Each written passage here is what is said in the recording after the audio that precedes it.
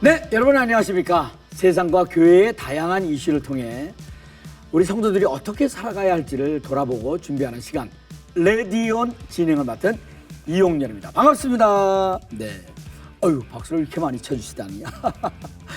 이 시간은요, 여러분들이 궁금해하시는 사회적 관심과 이슈들을 하나하나 조목조목 요리조리 살펴보면서 이 시대를 살아가는 성도로서 우리가 세상을 어떻게 바라보고 무엇을 준비해야 할지 함께 고민해보는 그런 시간입니다. 자, 오늘 그 첫 번째 시간인데요.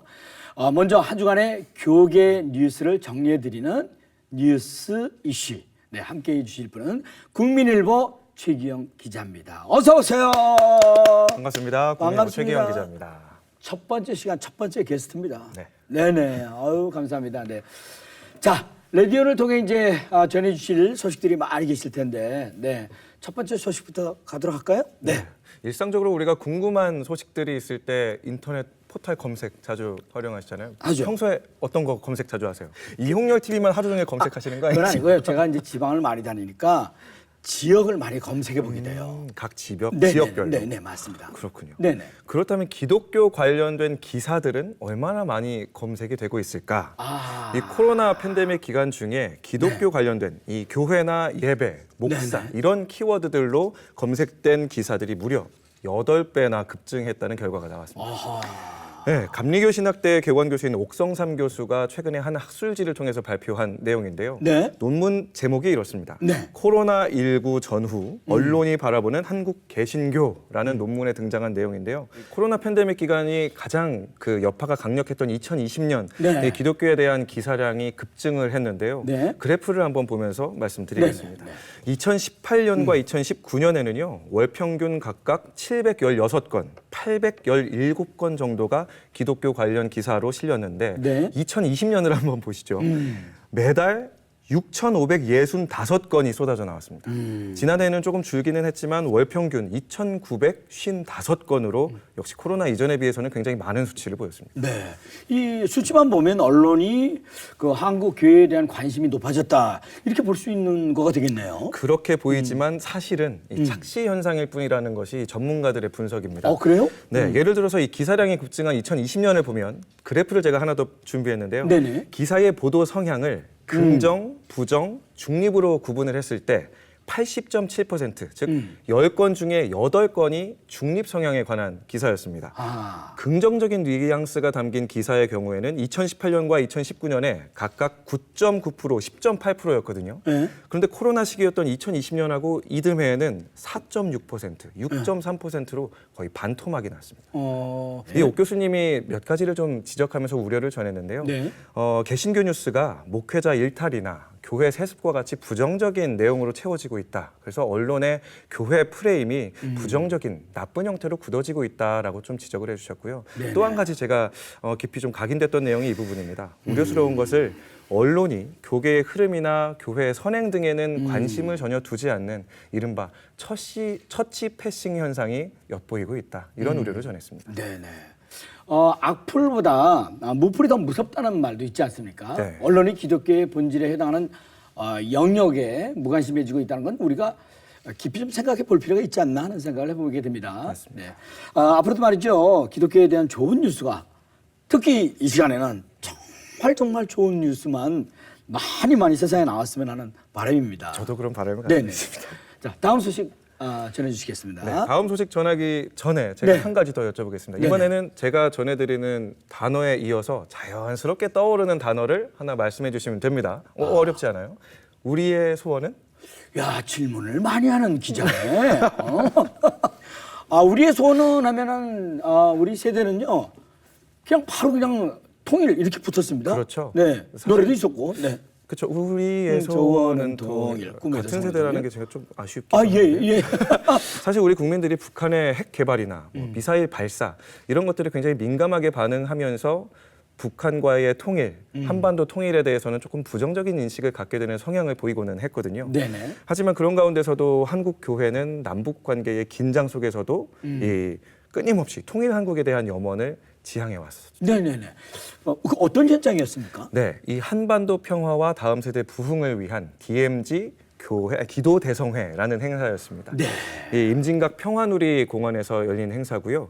지난 12일에 개막했던 제26차 세계 오순절 대회의 마지막 날 하이라이트 행사로 진행이 됐습니다. 네네. 현장에는 세계 140여 개국에서 방한한 교단 지도자 5천여 명, 그리고 한국교회 성도들까지 총 2만여 명의 성도들이 운집했습니다. 네네. 현장 분위기가 엄청 뜨거웠을 거라는 생각이 드는데 어떤 메시지들이 이렇게 전해졌습니까? 네, 현장에서 강단에 오른 각국의 목회자들이 공통적으로 전한 메시지는 이거였습니다. 네네. 성도들이 한 마음으로 기도할 때 한반도의 평화는 반드시 찾아온다. 특히 마지막 연사로 나선 윌리엄 윌슨 총재가 이렇게 얘기했어요. 오늘 예수님 이름으로 한반도의 평화와 통일이 임하리라 믿는다라고 선포를 했을 때 현장에 모인 2만여 명의 성도들이 아멘이라고 화답하면서 임진각에 그 목소리가 울려 퍼졌거든요. 네네. 정말 감동적인 순간이었고요. 참석자들이 그 선포 이후에 서로의 손을 맞잡고 세계 평화와 한반도 평화 그리고 다음 세대의 부흥, 우리 주변에 도움이 필요한 이웃들을 위해서 기도하는 정말 감동 어린 현장이었습니다. 네, 이 전 세계 기독교인들이 이렇게 한반도의 평화와 통일을 위해서 기도하고 있다는 그 자체만으로도 정말 감사한 일입니다. 네, 한 목소리로 외쳤던 그 아멘이라는 그 고백처럼 그 기도가 꼭 이루어졌으면 하는 바람입니다. 네. 네. 끝났나요? 벌써요? 오늘 첫 시간이었는데 벌써 끝났습니다. 그러네요. 오늘 소감. 소감이요? 네. 이 대화를 마무리할 때쯤 되니까 레디가 좀 되는 것 같은데. 글쎄? 다음번에는 대화를 시작하기 전부터 레디한 상태로 풍성한 소식, 재미있는 소식 들고 오겠습니다. 네네. 최기영 기자였습니다. 대단히 감사합니다. 감사합니다. 수고하셨어요. 네.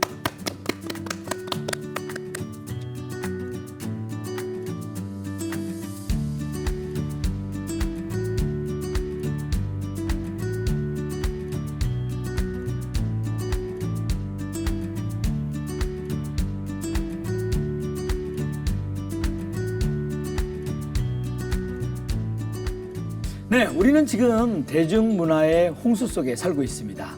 화려하고 자극적인 콘텐츠 속에서 기독교인으로서 정체성을 잃지 않기 위해 기독교의 시선으로 문화를 재해석해보는 시간입니다. 문화 인사이트 시간입니다. 올바른 기독교 문화를 세워나가기 위해서 문화선교연구원 백광훈 원장님께서 자리하셨습니다. 어서 오세요. 네, 안녕하세요. 반갑습니다. 네. 저하고도 오래간만에 이렇게 네. 뵙게 되었습니다. 네. 자, 오늘 첫 번째 주제는 뭔가요? 혹시 저기 10월 31일이 무슨 날인지 알고 계십니까? 제가 생각나는 대로 대답해도 됩니까? 네네네. 가수 이용이 돈을 제일 많이 버는 날입니다. 그렇군요. 네, 10월 31일이 10월의 마지막 네, 밤. 그렇죠. 그때 네. 되면은 많이 부르시잖아요. 네네. 맞습니다. 근데 그때보다 더 큰 이 경제적인 규모가 발생하는 날이 있어요. 네. 예, 바로 할로윈 데이입니다. 할로윈데이. 네. 네네. 무슨 뜻인지는 혹시 알고는 계시는지? 자, 그렇게 질문을 하시면 네, 오늘은 처음부터 그냥 질문. 네, 그냥 좀 짓궂은 질문이긴 하지만 네네. 예. 올 할로우스 데이니까 모든 거룩한 사람들의 전야제 뭐 그런 뜻인데요. 가톨릭 그 만성절 전야제를 뜻하는 원래 뜻에서 나왔다고 그래요. 네. 그러니까 할로윈 데이는 원래는 그 켈트족, 그러니까 유럽의 켈트족이 있지 않습니까? 네네. 그 켈트족에서 유래된 건데 고대 켈트족들은 11월 1일이 새해 시작이고요. 네. 10월의 마지막 밤이 그 해의 풍성한 수확들을 감사하고 또 이제 악한 기운들을 다 몰아내고 즐거운 마음으로 새해를 맞이하자라고 네. 하는 뜻으로 그래서 이 켈트족 사람들이 귀신 복장으로 막 그 옷도 갈아입고 네네. 그리고 또 귀신 복장을 한 사람들에게 음식도 나누어 주고 그래서 악한 기운들로부터 자기를 이렇게 보호해 주는 네네. 그런 축제가 있었다고 그래요. 오늘날의 할로윈 데이의 모습을 갖추게 된 거는 아일랜드인과 또 관계가 있습니다. 좀 복잡하긴 한데 네. 켈트족을 믿었던 사람들이 아일랜드족들이거든요. 아일랜드 사람들이 미국으로 건너오게 되는데 무려 100만 명이 네. 아일랜드에서 미국으로 건너오게 돼요. 네. 그러니까 소수에서 지내던 이 켈트 문화가 할로윈 축제가 100만 명이 오니까 이제 점점점 많이 지내게 되겠죠. 네네. 지내게 어마어마한 되면서 숫자죠. 예. 그렇죠. 그렇게 되고 동시에 이제 미국의 상업 문화가 이제 곁들여지면서 1900년대 중반부터 이 할로윈 축제가 미국 전역으로 퍼져나가게 된 겁니다. 그래서 미국 사람들이 이제 잘 지키게 되는 게 된 거고요. 그래서 사실 종교적인 의미들은 많이 사라지고 그런 상업적인 축제들로 이제 사람들이 보내고 있는데 네. 혹시 이 할로윈데이의 경제 규모를 들어보신 적이 있는지 모르겠는데요. 네, 제가 죄송합니다. 글쎄요. 상상 이상으로 많을 것 같아요. 그러겠죠. 예. 제가 최근에 본 통계가 2015년 통계인데 네. 무려 놀라지 마세요. 8조 원. 8조 원이요. 미국만. 오. 예, 그 정도의 시장 규모를 가진 엄청난 축제로 예. 이 자리를 갖게 된 거죠. 사실은 우리 때만 해도 그 할로윈데이 소위 말하는 라떼만 해도 그런 문화를 잘 몰랐는데 이 해가 가면 갈수록 더 할로윈 문화가 이렇게 증폭되어 가고 있는 거 아닌가 하는 생각이 드는데 그 이유는 뭐라고 생각하십니까? 아무래도 여러 가지가 있을 거예요. 할로윈 마땅히 놀 축제가 없기도 하기도 하지만 한편으로 보면은 이 귀신에 대한 좀비 이런 복장들을 하고 있거든요. 근데 요즘에 영화들 보시면은 뭐 그런 것들 그런 괴물이라든가 귀신이나 이런 좀비 같은 게 굉장히 좀 이질감이 있었는데 요즘은 네. 즐기죠. 네. 즐기고 그냥 하나의 문화로 그냥 사람들이 유의로서 즐기는 건데 네. 이제 기본적으로 할로윈데이가 퍼져나가는과 동시에 기업들이 굉장히 여기에 마케팅을 돈을 엄청 씁니다. 네. 그러다 보니까 이벤트도 굉장히 많고요. 네. 호텔, 백화점, 놀이동산 아무래도 마케팅이 워낙 많아지다 보니까 맞습니다. 사람들은 자연스럽게 돈을 쓰고 싶어 하고 네네네. 거기에 사람들이 열광하게 되는 거죠. 아마 모르면 몰라도요. 계속해서 그 규모는 커지게 될 것 같고요. 사람들이 거기에 많은 사람들이 즐길 것 같다는 느낌이 들어요. 네네. 네. 자, 그럼 이제 우리 정리를 좀 이제 해주셔야 될 것 같은데 그렇다면 할로윈 데이에 그 할로윈 문화에 이렇게 휩쓸리지 않고 기독교인으로서 구별되게 보낼 수 있는 뭐 대안적인 방법을 조금 구체적으로 제시해 주신다면 어떤 게 있을까요? 10월 31일이 할로윈데이도 있고, 네. 네, 우리 이용 씨가 돈을 많이 버는 날이기도 하지만, 네. 우리 개신교인에게는 굉장히 중요한 날이 있습니다. 혹시 네. 무슨 날인지 또 기억나는 날이 없으세요? 아까 제가 한 해를 마무리한다고만 귀에 들어왔는데, 네네. 마르틴 루터, 독일의 마르틴 루터가 종교개혁, 1517년에 그렇군요. 종교개혁을 일으킨 날이 10월 30일이기도 네네. 합니다. 네네. 그래서 독일 같은 경우는 루터의 데이라 그래서 루터의 사탕 같은 거를 나눠요. 할로윈데이 때 사실 미국에서는 사탕들이 이렇게 많이 네네, 먹고 그렇죠. 하지 않습니까? 네네. 그런 것처럼 독일에서는 오히려 루터의 사탕을 나누면서 이제 신앙의 의미를 되새기고 이웃들을 또 이렇게 섬길 수 있는 그런 좋은 길을 삼는다고 그래요. 네네. 그리고 미국 교회도 보면은 미국 교회도 고민이 많거든요. 할로윈데이 때문에 굉장히 고민이 많은데 오히려 그때를 우리 옆에 있는 이웃들을 가정에 초청하거나 또 지역에 있는 사람들을 교회에 초청을 해서 음식도 나누고 할 수 있는 그런 시간으로 이제 만들어가는 것 같습니다. 근데 한국 같은 경우는 아직은 좀 그런 문화들이 잘 정착이 안 됐고 네. 우리 젊은이들이 사실은 그때 어떻게 시간을 보내야 할지를 모르는 것 같아요. 사실 그래서 교회에서 10월 31일을 좀 종교개혁의 의미를 좀 잘 새기고 네네. 사실은 500주년 맞이해서 그때는 굉장히 떠들썩하게 보냈는데 종교개혁의 의미를 늘 새길 수 있다면은 하나님을 사랑하고 또 만인 제사장으로서 이웃들을 잘 섬길 수 있는 좋은 네. 시간인데 그 시간에 대한 의미를 부여를 못 해주니까 사람들이 또 청년들이 자꾸 이 세상에 있는 문화들만을 나아가게 되고 즐기게 되는 그런 어려움들이 있는 것 같아요. 그래서 네네. 사실은 교회에서 좀 적극적인 대한 문화들을 만들어주고 참여할 수 있는 장을 만들어주면 그렇죠. 예. 굉장히 이 날을 의미 있게 보낼 수 있지 않을까 네네. 하는 생각을 저는 가져봅니다. 네, 좋네요. 참여할 수 있는 장을 만들어주면 네. 거기에 또 따뜻한 마음, 의미를 이렇게 부여해주면 더욱더 할로윈데이가 빛나고 즐겁지 않을까요? 그렇죠. 네, 어려운 사람 생각을 하면서 즐기는 아마 할로윈데이가 된다면 주위에서 많은 박수를 받을 것 같은데요. 맞습니다. 네네. 기독교 개신교 나름대로의 할로윈데이를 거룩하게 잘 만들 수 있다면 네네. 저는 그야말로 좋은 시간이 될 수 있다고 보는 거죠. 네. 아무튼 말이죠. 거대한 세상의 소비 문화 속에서 마음을 지키는 우리가 되길 바라면서 오늘 좋은 말씀 해주셨는데 아마 마음속에 이렇게 정리해보는 그런 시간이 될 수 있을 거라는 생각이 듭니다. 네. 오늘 원장님하고 여기서 작별 인사 나누겠습니다. 대단히 감사합니다. 고맙습니다.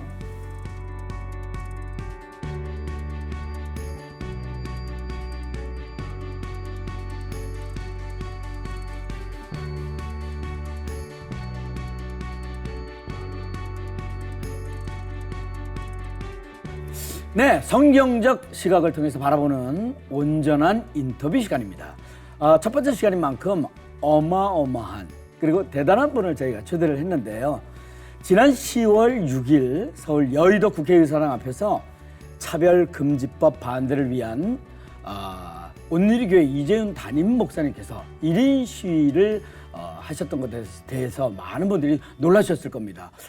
왜 1인 시위를 해야만 했는지 이재훈 목사님을 초대를 해서 자세한 이야기를 나눠보도록 하겠습니다. 네, 목사님 어서 오세요. 안녕하세요. 반갑습니다. 목사님 반갑습니다. 오랜만에 뵙게 되는 것 같아요. 네, 네.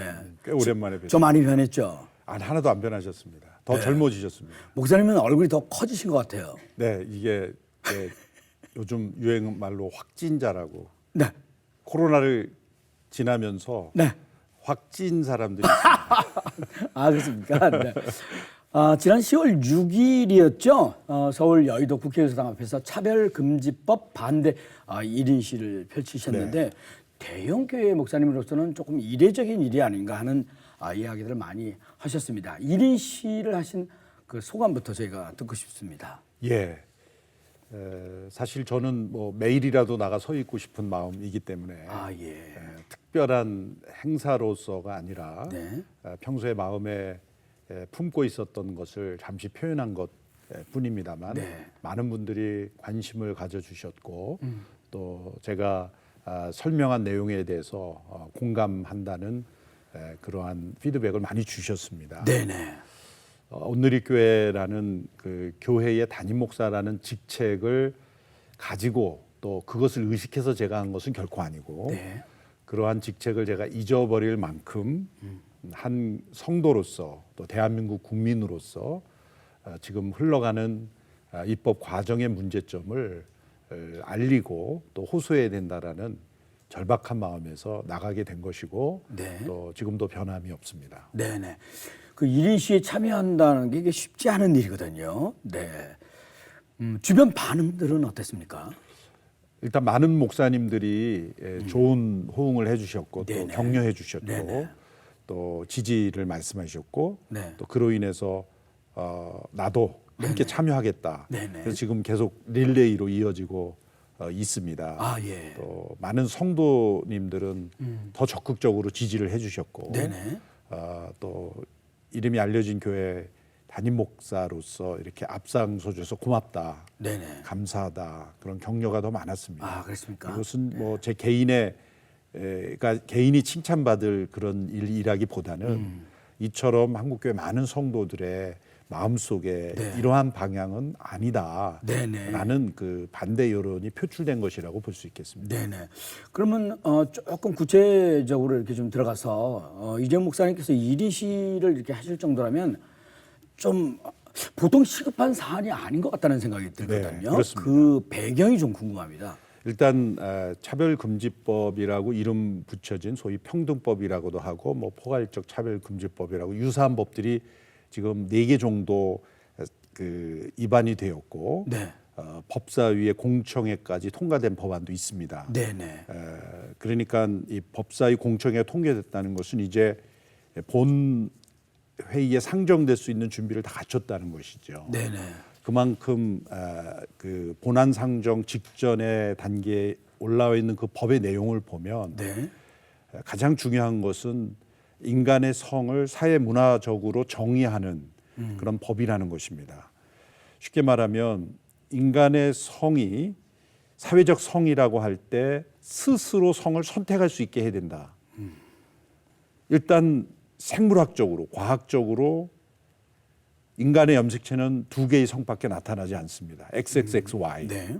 XYZ도 없고 XXZ도 없고 이 2가지 남자와 여자와 남자라는 2가지 성이 과학적 사실입니다. 제3의 염색체는 없습니다. 그렇다면 인간이 이 성적으로 느끼는 모든 것들은 그 생물학적 성에서 느끼는 것인데 이제는 더 나아가 성을 스스로 규정하는 사회적 성의 시대로 만들자는 겁니다. 이것은 대다수의 사람들이 양성이라는 생물학적이고 과학적 토대 위에서 살아가는 사회의 근본 기준을 바꾸는 것인데 네. 그러한 것들을 일부 의원들이 받아들여서 입법화 추진하는 것을 대다수의 국민들이 잘 모르는 상황에서 따라가고 있다는 것은 매우 심각한 문제라는 것입니다. 그래서 우리는 성경의 진리에 반하기 때문만이 아니라 인간의 보편적 과학적 진실과도 부합되지 않기 때문에 이 과학적 근거가 있는 것만이 법적인 실체가 될 수 있다라는 차원에서 이 사회적 성흐름은 우리가 합법화해서는 안 된다는 것입니다. 그래서 그거를 알리고자 하는 것이고 두 번째 심각한 문제는 차별 금지라는 말 자체는 얼마나 좋은 것입니까? 네.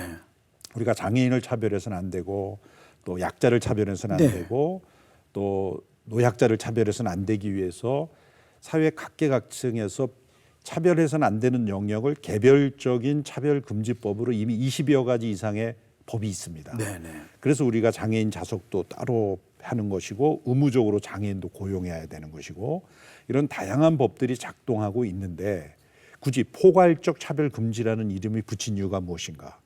그것은 기존에 있는 개별적 차별금지로 포함할 수 없는 영역이 많다라는 겁니다. 대표적인 것이 이러한 성적 지향이 생물학적 성과 다르게 나타나는 사람들이 핵심이고 그 밖에 보편적으로 차별이라고 느끼는 모든 영역을 다 포괄해서 말하자는 겁니다. 그런데 이 차별이라는 것은 명백하게 규명하기가 힘든 것이거든요. 누군가를 내가 속으로 차별했어도 속으로 생각하는 그 차별이 명백하게 객관적으로 규명하기 어려울 때는 법으로 다스리기 어려운 부분이거든요. 그렇기 때문에 인간 사회에서 존재하는 이 보편적인 문제인 이 차별을 과연 민사, 형사, 법으로 막을 수 있느냐의 문제입니다. 이것은 도덕으로 해결해서 서로가 서로를 존중하는 그런 사회로 지향을 해야지 누군가 차별했다고 신고를 하면 그것을 국가가 지원해서 처벌하도록 하는 처벌 중심으로 절대로 고쳐지지 않는다는 겁니다. 그러므로 우리 인간 사회에서 일어나는 다양한 형태의 이 차별을 이 법으로 규정해서 할 수 있다는 것 자체가 잘못된 것입니다. 불가능한 것입니다. 네. 사실 저 많은 분들이 그 정확한 내용에 대해서는 그렇게 잘 알고 있지 못하시거든요. 네. 이 법안이 통과가 되면 이 굉장히 핵심적인 말씀이 이제 되실 텐데 법안이 통과가 되면 어떤 일들이 벌어지는지 그게 궁금합니다. 중요한 질문이십니다. 네네. 그것은 이 법안이 통과된 이후에 실행하고 있는 나라들을 보면 됩니다.